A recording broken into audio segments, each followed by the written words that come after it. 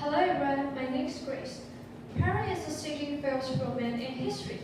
Today, I would like to share some interesting facts and stories with you, including its history, famous landmark, and the linguistic comparison with French and English. 3,000 years ago, there's a city-state of Troy, and there's a prince called Paris. He went to Greece because of a war, and he fell in love with Helen and brought her to his hometown. Because of this, the war broke out, which is the famous Trojan War, and everyone was escaped to other places to live. Some they escaped to go, and there's a place full with flower and beautiful Seine River. And they named Paris because they want to commemorate the romance between Paris and Helen.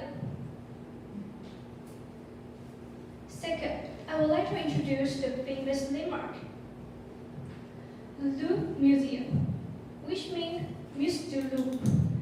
It's a palace in the Middle Age. And now it's a famous museum that hundreds of thousands of people visit every year. And the famous artwork is Mona Lisa. And its original in French is La Joconde. Café du Flore, as the name suggests, is named after flora, the goddess of spring and flower. And this cafe is famous for artists and designers.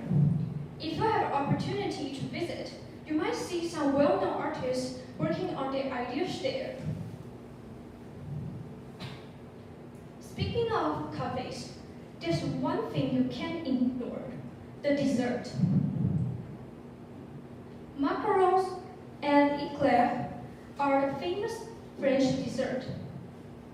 You'll be fascinated by the colorful and eye-catching color and the delicious tastes. So don't miss them in Paris. Last, I would like to share the language comparison. According to history, Welland thought Roman conquered England, and so the French become widely used among the British. Guess what? There are 45 of English words that are from French, and here's the example.